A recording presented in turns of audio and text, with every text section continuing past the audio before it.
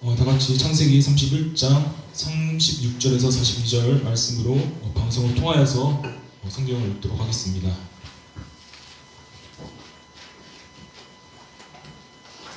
야곱이 노하여 라반을 책망할세.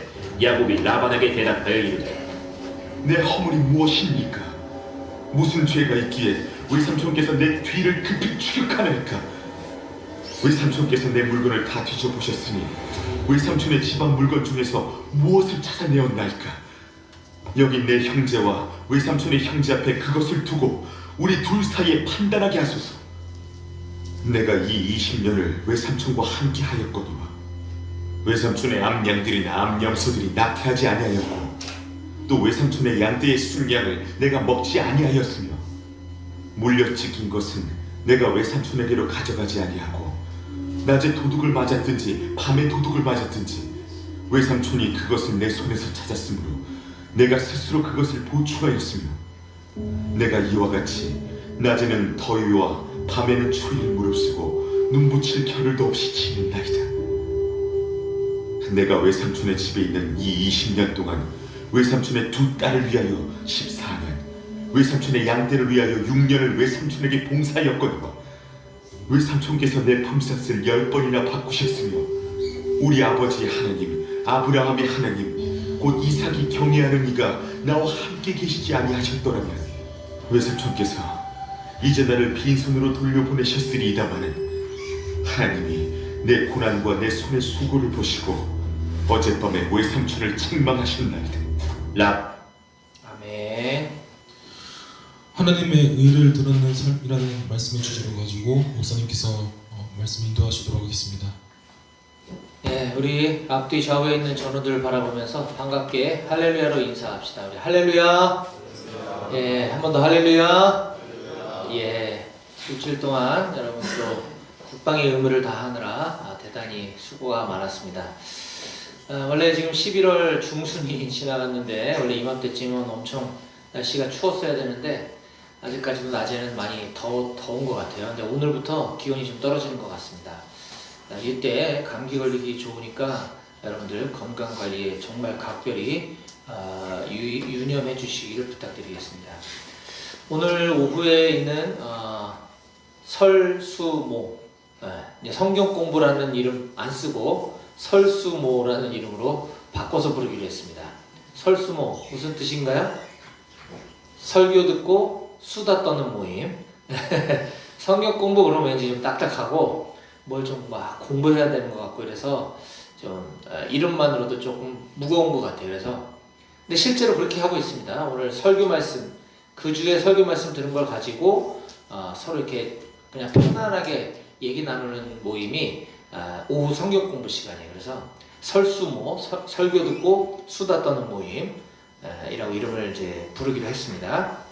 그래서 오늘 오후에 있는 설수모는 우리 신진아 집사님이 지금 그 대상포진이 지금 아직 회복이 좀 안 되셔가지고 건강이 좀 많이 안 좋으신가 봐요. 그래서 오늘 또 저는 우리 예배 이후에 3사단 방공중대 임마누엘 교회 예배를 인도하고 그 이후에 우리 오포병여단 군성교사회 정기총회가 있어서 제가 오늘 858대대 양지교회에 참석을 해야 합니다. 그래서 부득이하게 오늘 설수모는 방학을 하도록 하겠습니다.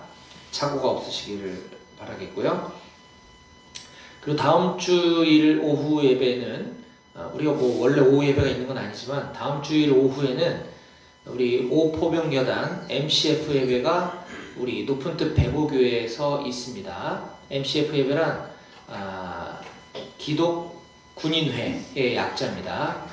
물론 여기 있는 여러분들이 다 기독군인이지만 우리 그 오포병여단 예하에 있는 모든 기독 간부님들, 장교 부사관 분들이만 해도 인원이 많으니까 오포병여단 기독 간부님들이 한 달에 한 번씩 이렇게 돌아가면서 모여서 예배를 드립니다. 그래서 다음 주일날은 우리 교회에서 예배를 할 순번입니다. 그래서 그거에 따른 준비 사항은 제가 예배 후에 추후에 우리 간부님들이나 군종병들에게 어떤 것들을 준비해야 되는지 전달해 드릴 수 있도록 하겠습니다. 다음 주에 우리 교회에서 있을 MCF 예배를 위해서 기도해 주시면 고맙겠습니다. 오늘은 추수감사주일입니다. 민간교회 같으면 여기 이제 막 꽃이랑 과일 이런 게 푸짐하게 이렇게 장식이 되어 있을 텐데, 뭐 민간교회만 그런 게 아니라 군인교회를 그렇게 합니다. 근데 우리는 재직이 없기 때문에 또 그것 때문에 또 간부님들이나 군정병들도 이렇게 수고스럽게 하고 싶지 않아서 저는 특별히 뭐 추수감사주일이라서 막 이렇게 장식하고 이런 거 하지 않습니다. 다만 지난주일 우리 세례식에 이어서 오늘 성찬식은 실시하도록 하겠습니다. 그것도 여러분들에게 교육이 되고 또 성찬의 의미가 무엇인지를 서로 새기는 시간이기 때문에 그동안에 제가 성찬식을 많이 하지 않았는데 앞으로는 주요 절기 때마다 가끔씩 이렇게 성찬 예식을 할 수 있도록 하겠습니다. 그래서 오늘은 설교 말씀 직후에 예배 시간 도중에 성찬식을 하도록 할 테니까 세례교인들은 경건한 마음으로 성찬에 참여해 주시기 바랍니다. 자, 우리는 지지난주입니다. 정확하게는 지난주에는 세례식이 있어서 제가 다른 설교 본문을 가지고 설교를 했고, 우리는 지지난주에 창세기 31장 17절에서 35절까지 본문을 가지고 위기에서 보호해 주시는 하나님이라는 제목으로 우리에게 주시는 하나님의 말씀을 함께 나눴습니다. 위기에서 보호해 주시는 하나님. 그 내용의 줄거리는 다음과 같습니다. 야곱은 본인의 뜻이 아닌 하나님의 인도하심에 따라, 그러니까 야곱이 삶이 어려워서 너무 힘들어서 본인이 결정한 것이 아니라 하나님의 인도하심에 따라 외삼촌 라반의 집을 떠나 자신의 고향으로 돌아갈 계획을 치밀하게 세웁니다. 그냥은 순순히 외삼촌 라반이 보내주지 않았기 때문에 뭐 도주하는 방법을 택했긴 하지만 야곱은 외삼촌 라반이 양털을 깎으러 나간 틈을 타서 이동하는 시간, 또 나가서 양털을 깎는 시간, 또 복귀하는 시간, 이것이 시간이 상당히 걸릴 것으로 알고 있었기 때문에 그 틈을 타서 이 야곱은 자신의 가족과 또 가축을 이끌고 고향을 향해 귀향길을 떠납니다. 정확하게는 도망을 가게 됩니다. 약 20년 전에 야곱이 라반의 집에 온 지가 20년이 흘렀습니다. 그 약 20년 전에도 야곱은 겉으로 드러난 명분은 아버지와 어머니의 명을 따라 외삼촌 댁에 가서 그의 배우자감을 구해오는 것이 그가 집을 떠난 명분이었습니다만, 실은 야곱이 자기 형 에서를 속여서 장자의 권한을 획득한 것에 대한 분노로 형 에서가 야곱을 죽이려고 합니다. 그래서 살해 위협을 느낀 나머지 두려움에 야곱은 집에서 도망을 쳐서 나왔던 것이죠. 그로부터 세월이 20년이 흘러 이번에는 외삼촌 라반의 집에서 다시 도망을 치게 되는 이런 상황을 마주하게 된 것입니다. 자, 그렇기 때문에 라반의 입장에서는 야곱이 그냥 도망가는 것을 가만히 지켜만 보고 있을 수는 없는 노릇이었습니다. 왜냐하면 야곱은 일을 잘했고 야곱이 있었기 때문에 라반이 부자가 될 수 있었는데, 그 전에 한번 야곱이 자기 이제 고향으로 돌아가겠다고 했을 때 라반이 그걸 허락하지 않았던 적이 있었습니다. 그래서 야곱이 도망갔다는 사실을 3일이 지난 다음에 그 사실을 인지하게 된 라반은 그때부터 무려 일주일 동안을 야곱을 추격한 끝에 일주일 만에 야곱의 입장에서는 라반의 집을 떠난 지 열흘 만에 이제 붙잡히게 될 위기의 상황에 맞닥뜨리게 되었습니다. 자, 그렇게 라반에게 붙잡히기 일보 직전에 처한 야곱을 하나님께서는 아주 기상천외한 방법을 통해서 구해내십니다. 그것은 바로 야곱을 잡으려고 그를 쫓아왔던 하나님을 믿지 않는, 우리로 따지자면 비그리스도인 불신자인 라반의 꿈에 하나님이 나타나셔서 이렇게 말씀하시는 것이었습니다. 31장 24절입니다. 밤에 하나님이 아람 사람 라반에게 현몽하여 이르시되, 그러니까 그리스도인이 아닌 이방인 사람 라반에게 꿈속에 나타나서 말씀하신다는 거죠. 너는 삼가 야곱에게 선악간에 말하지 말라 하셨더라. 이게 무슨 말이냐면, 너는 이제 곧 야곱을 붙잡게 되거든 야곱의 잘잘못을 따지지 말아라 라고 라반의 꿈에 나타나서 말씀해 주신 것입니다. 자, 이것을 통해서 우리 하나님의 사람들은 우리가 위기에 처할 때 우리가 전혀 예상하지 못한 방법을 통해서 하나님 때로는 우리를 어렵게 하는 넌 크리스찬 불신자에게도 찾아가서 문제를 해결해 주실 수 있는 분이 바로 우리 하나님 아버지이신 줄 믿으시기 바랍니다. 아멘. 예, 그렇게 위기의 고비를 넘기고 나니까 더 큰 위기가 또 찾아옵니다. 야곱이 아내가 4명이 있었죠. 레아와 라헬 부부, 자매, 레아와 라헬 자매가 다 야곱의 부인이었고, 또 그 둘의 여종들도 야곱의 부인이었습니다. 4명의 아내를 뒀어요. 그 중에서 야곱이 가장 사랑했던 아내 라헬이 자기 아버지죠. 라반은 자기 아버지의 드라빔을 훔쳐서 달아난 사실이 있었는데 야곱은 그 사실을 모르고 있었습니다. 자, 이 드라빔이라는 것은 일종의 수호신 같은 거예요. 집안의 우상인 거죠. 뭐 부적이라고 할 수 있겠네요. 자, 이 드라빔을 훔쳐서 달아나자 그것이 분실된 것을 발견했던 라반은 야곱에게 그 책임을 막 물어서 추궁을 합니다. 네가 이렇게 고향으로 돌아간 것은 뭐 그렇다 치자. 하나님이 나의 꿈에 나타나서 잘잘못을 가리지 말라 하셨으니 내가 그거는 언급하지 않겠다. 그런데 너 왜 내 드라빔을 훔쳐서 도망갔느냐? 라고 따져 묻자 야곱은 자기가 훔친 적이 없기 때문에 무슨 말씀을 하시는 겁니까? 우리 중에 그 드라빔이 발견되면 그는 죽어도 마땅합니다. 한번 찾아보세요 라고 당당하게 맞섭니다. 자, 그래서 이 라반은 야곱과 그 4명의 아내들의 장막을 차례차례 모두 뒤져본 결과 끝내 그 잃어버린 드라빔을 찾을 수가 없었습니다. 라헬의 입장에서는 10년 감수한 거죠. 그걸 훔친 건 라헬만 알고 있었습니다. 그런데 들키지 않았죠.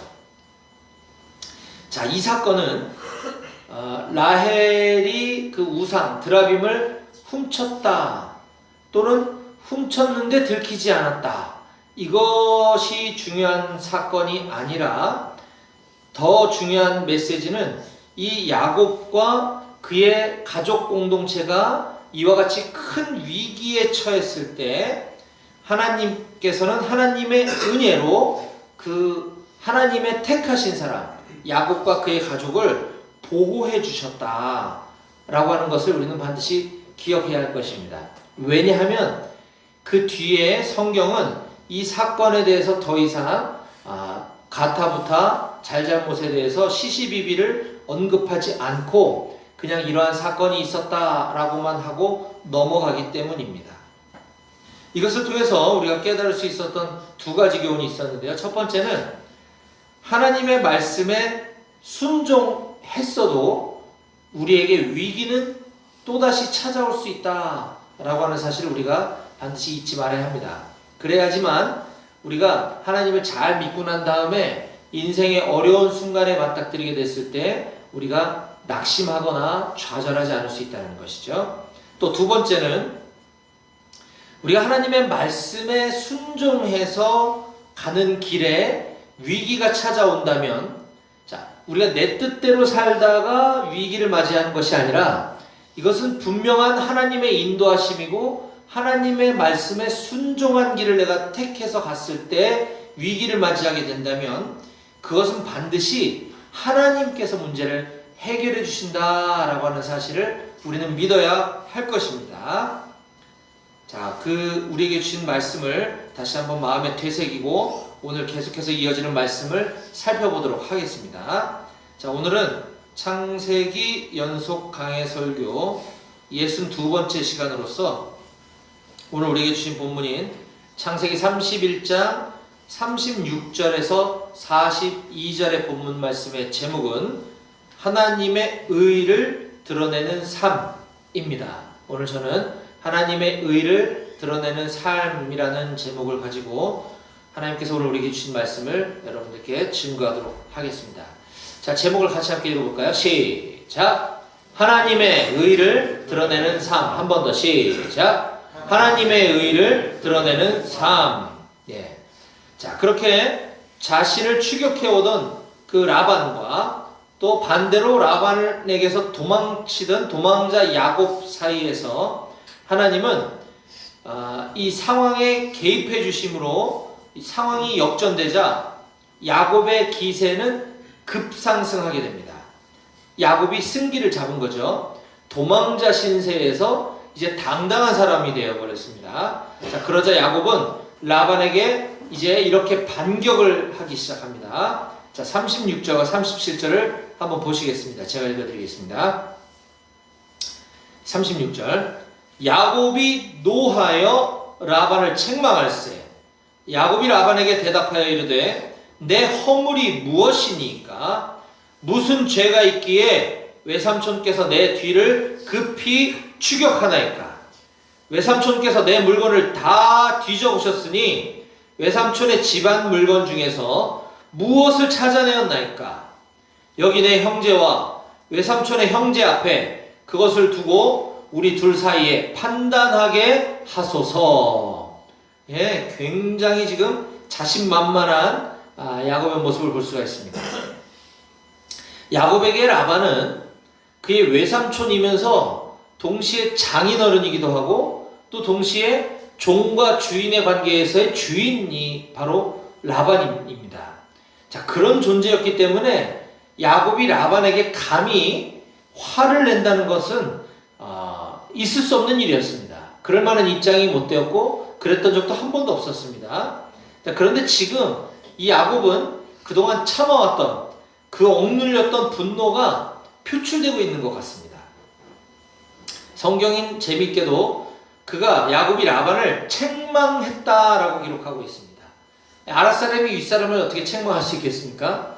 그만큼 지금 야곱은 억눌렸던 화가 표출하고 있고 그동안 그가 참아왔던 것에서 지금 이제 자신감을 되찾고 승기를 잡았다라는 것입니다. 거기 한술 더 나아가 지금 자기를 잡으려고 라반이 대동해서 데리고 왔던 그 라반의 형제들 또 자신의 형제들 이 수많은 사람들 앞에서 지금 누가 잘못하고 있는지 한번 판단을 받아보자라고까지 세게 나오고 있습니다. 라반의 입장에서는 지금 움츠러드는 상황인 것이죠. 야곱의 대반격이 시작된 겁니다. 자, 그러면서 지금부터 야곱은 자기가 지난 20년 동안 20년이면 굉장히 긴 세월이죠. 외삼촌 라반으로부터 자기가 얼마나 부당한 대우를 받으며 살아왔는지 이 한 맺힌 세월들에 대해서 하나하나 나열하면서 지금 많은 사람들 앞에 라반을 궁지에 몰아넣고 있습니다. 자, 그렇게 쭉 하나하나 나열한 이 야곱의 주장은 모든 게 다 사실이었기 때문에 그의 이야기를 통해서 우리가 배워야 될 부분들이 있어서 그걸 조금 살펴보도록 하겠습니다. 자, 38절입니다.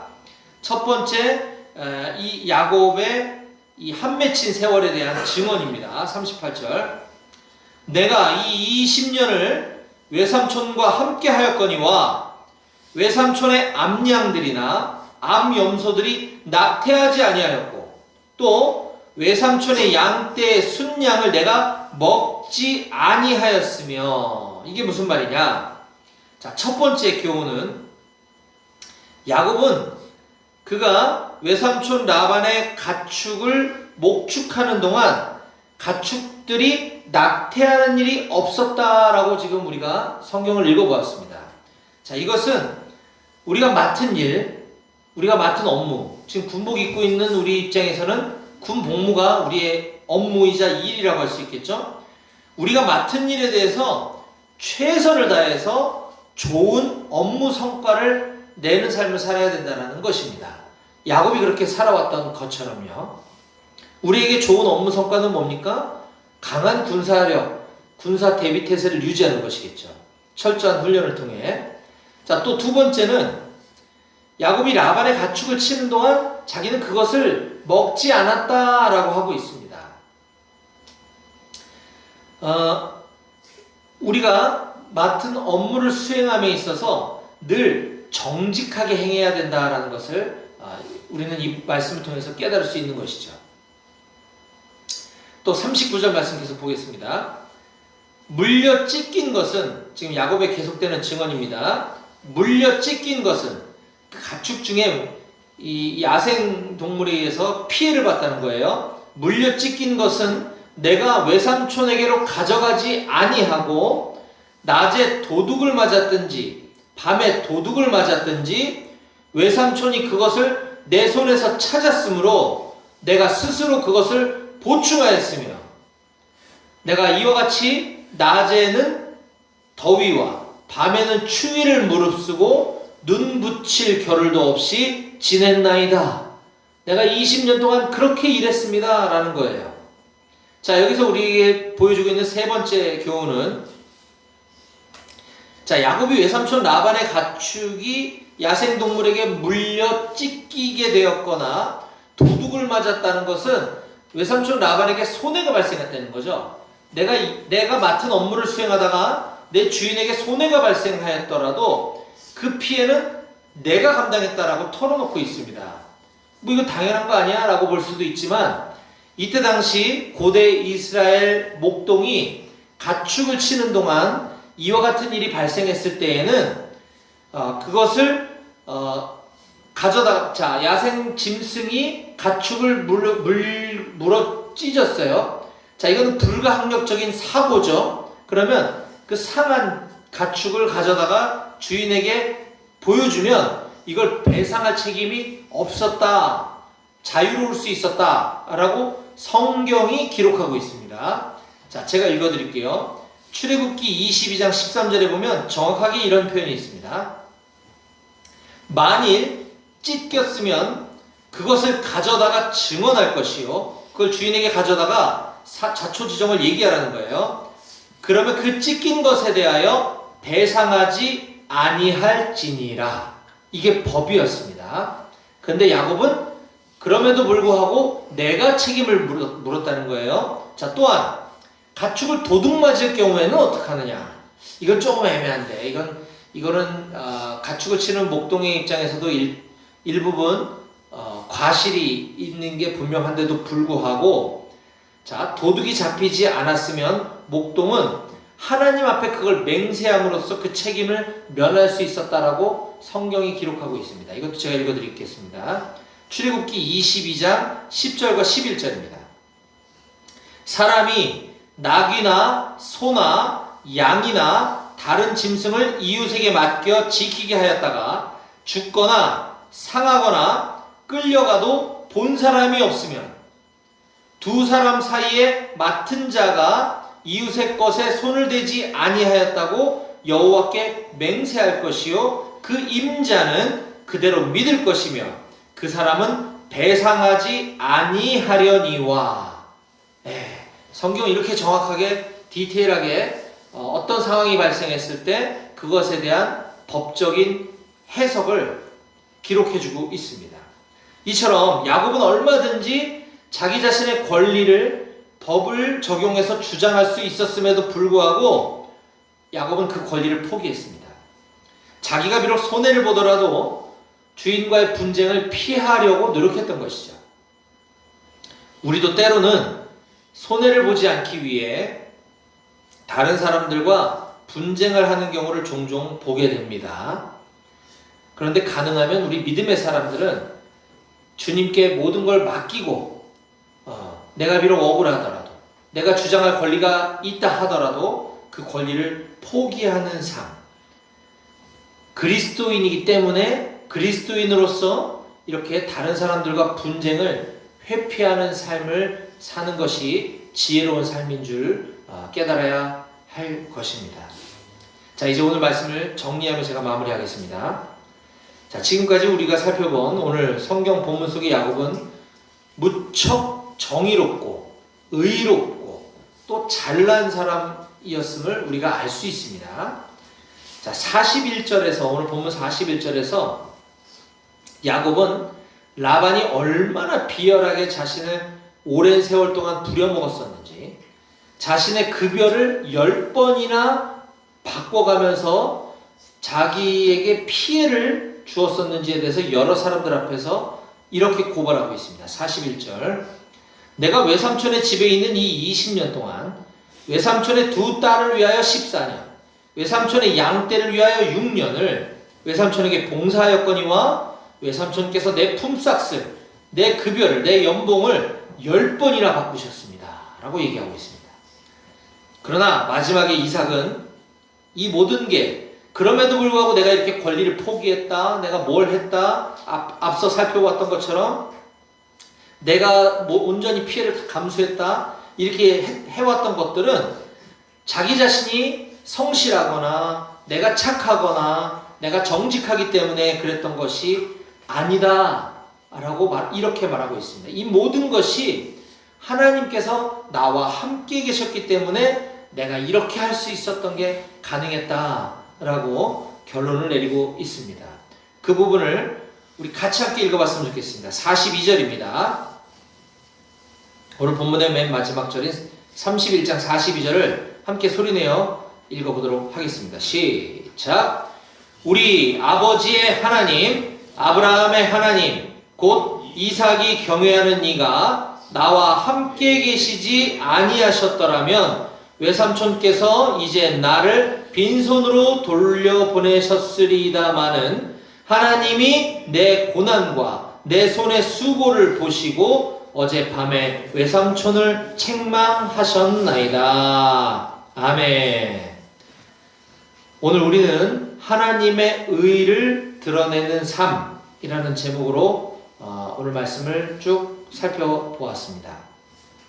저는 우리 사랑하는 높은 뜻 배곡의 모든 장병들이 이와 같이 우리의 의로움을 드러내거나 우리의 의로움을 자랑하는 삶이 아니라 하나님의 의 대신 예수 그리스도만 드러내고 자랑하는 삶을 모두 다 살아가시기를 주님의 이름으로 간절히 축원합니다. 아멘.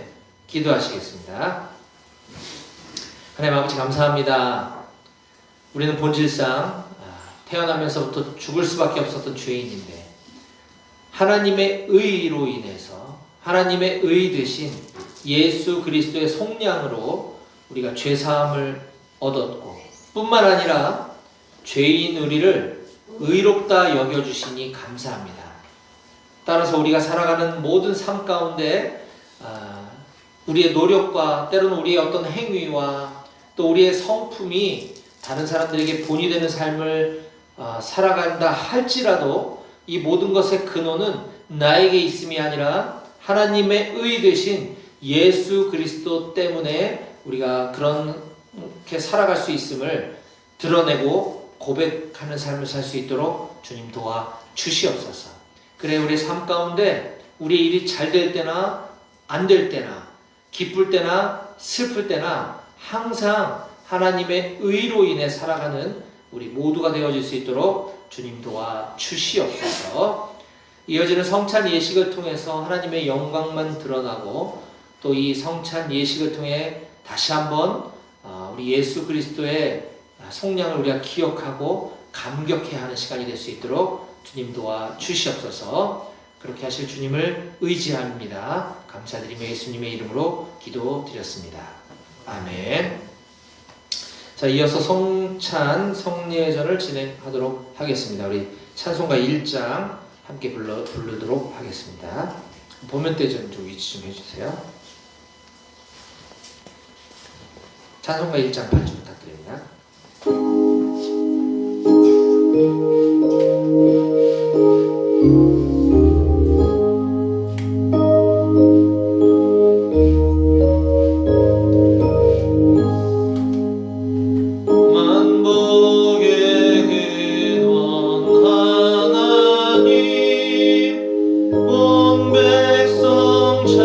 찬송 드리고 저 천사여 찬송하세 찬송 성부 성자 성령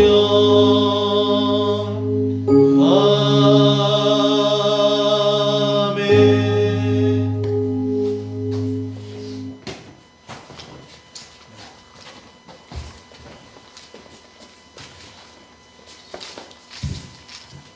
네, 민재도 나오시고요. 성창포를 좀 보여주시기 바랍니다.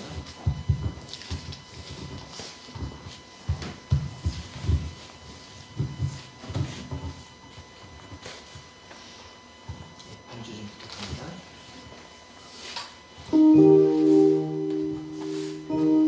예, 이 예식은 우리 주 예수 그리스도께서 친히 세우신 것으로서 그리스도를 기념하며 예수님의 다시 오실 때까지 그분의 죽으심을 기억하게 하는 예식입니다.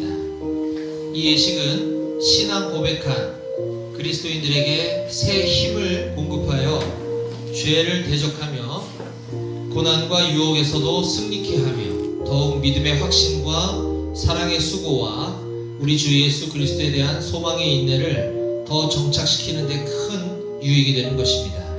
그리고 이 예식은 세례교인들과 입교인이란 어려서 유아 세례를 받고 14세 이상이 돼서 교회에서 입교식을 거친 사람을 말합니다.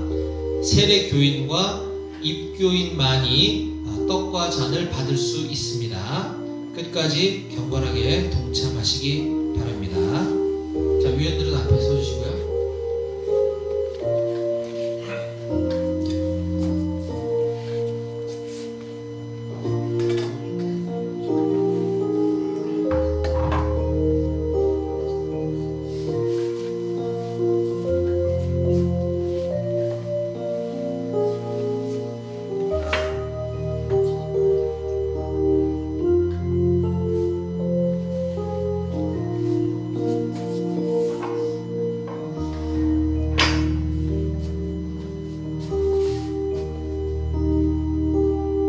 주님께서 잡히시던 날 밤이었습니다.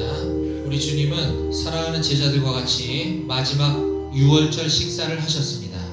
그때 떡을 들어 축사하셨습니다. 그리고 그 떡을 떼시면서 이렇게 말씀하셨습니다. 이것은 너희를 위하는 내 몸이니 이것을 행하여 나를 기념하라. 이제 다 같이 기도드리겠습니다. 우리를 위하여 살을 찢기시고 피를 흘리신 주님, 오늘 우리는 깨끗하지 못한 마음과 육체를 가지고 이 자리에 서 있습니다. 이제 주님의 살과 피를 재현하는 성찬 예식에 참여하고 있습니다. 오늘 이 자리에 임하시어 우리의 육체의 모든 기능에서 주님의 살과 피를 경험하는 소중한 시간이 되게 하옵소서. 이 시간 주님을 만날 수 있는 기쁨을 가득하게 채워 주옵소서. 이 시간 성령님의 임재 안에서 이 귀한 성례전이 이루어지게 하옵소서. 우리를 위하여 살을 찢기시고 피를 흘리신 예수 그리스도의 이름으로 기도합니다. 아멘.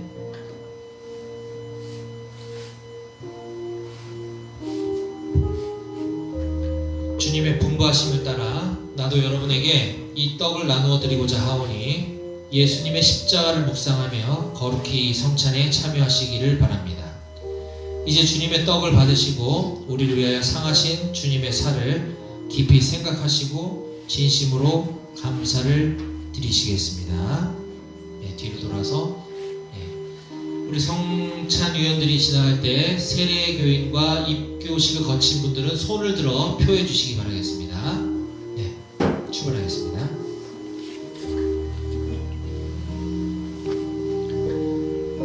내가 너희에게 전한 것은 주께 받은 것이니 곧 주 예수께서 잡히시던 밤에 떡을 가지사 축사하시고 떼어 이르시되 이것은 너희를 위하는 내 몸이니 이것을 행하여 나를 기념하라 하시고 식후에 또한 그와 같이 잔을 가지시고 이르시되 이 잔은 내 피로 세운 새 언약이니 이것을 행하여 마실 때마다 나를 기념하라 하셨으니 너희가 이 떡을 먹으며 이 잔을 마실 때마다 주의 죽으심을 그가 오실 때까지 전하는 것이니라.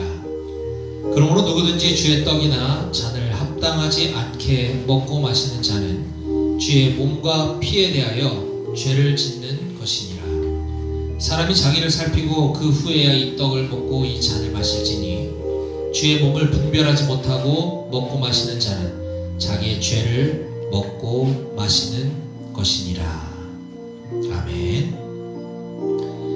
입교인이나 또는 세례교인 중에서 혹시 떡을 받지 못하신 분이 계시면 손을 들어 표해 주시기 바랍니다. 네, 위원들도 받으시고.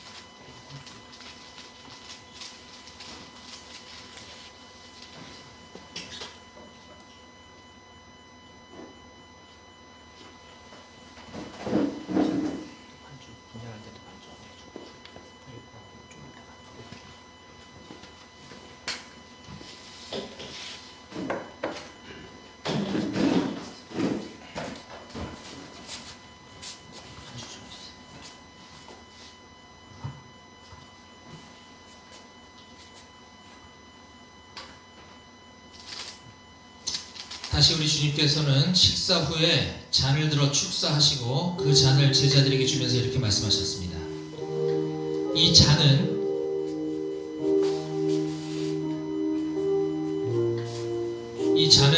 내 피로 세운 새 언약이니 이것을 행하여 마실 때마다 나를 기념하라.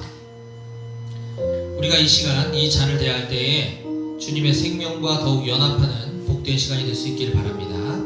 이제 함께 기도드리겠습니다. 내 살을 먹고 내 피를 마시는 자는 영생을 가졌고 마지막 날에 내가 그를 다시 살리리라 하고 말씀하신 주님, 이제 이 잔을 통하여 우리가 주님의 사랑에 이르고 이 피에 참여함으로써 생명에 이르고자 하오니 이 예식을 통하여 더욱 큰 은혜를 입게 하여 주옵소서.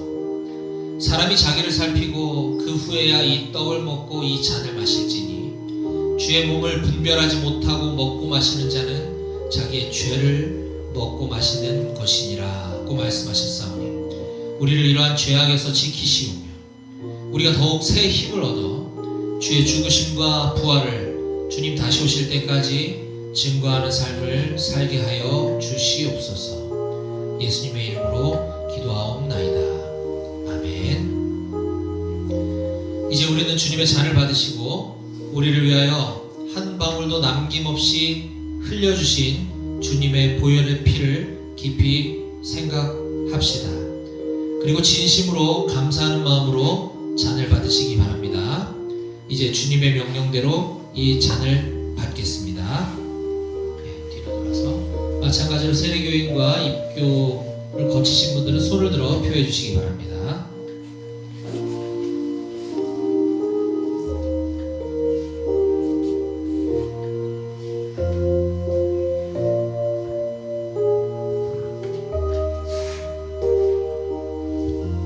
그들이 먹을 때에 예수께서 떡을 가지사 축복하시고 떼어 제자들에게 주시며 이르시되 받아서 먹으라, 이것은 내 몸이니라 하시고 또 잔을 가지사 감사 기도를 하시고 그들에게 주시며 이르시되 너희가 다 이것을 마시라. 이것은 죄사함을 얻게 하려고 많은 사람을 위하여 흘리는 바 나의 피 곧 언약의 피니라. 예수께서 이르시되 내가 진실로 진실로 너에게 이르노니 인자의 살을 먹지 아니하고 인자의 피를 마시지 아니하면 너희 속에 생명이 없느니라. 내 살을 먹고 내 피를 마시는 자는 영생을 가졌고 마지막 날에 내가 그를 다시 살리리니 내 살은 참된 양식이요 내 피는 참된 음료로다. 내 살을 먹고 내 피를 마시는 자는 내 안에 거하고 나도 그의 안에 거하나니.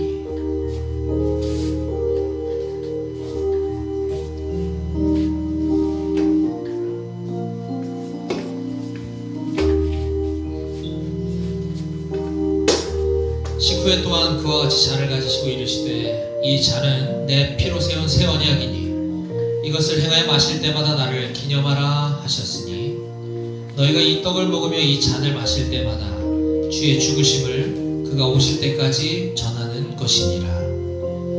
그러므로 누구든지 주의 떡이나 잔을 합당하지 않게 먹고 마시는 자는 주의 몸과 피에 대하여 죄를 짓는 것이니라. 사람이 자기를 살피고 그 후에야 이 떡을 먹고 이 잔을 마실지니 주의 몸을 분별하지 못하고 먹고 마시는 자는 자기의 죄를 먹고 마시는 것이니라. 아멘. 입교인 또는 세례교인 중에 떡을 받으셨으나 잔을 받지 못하신 분이 계시다면 손을 들어 표해 주시기 바랍니다.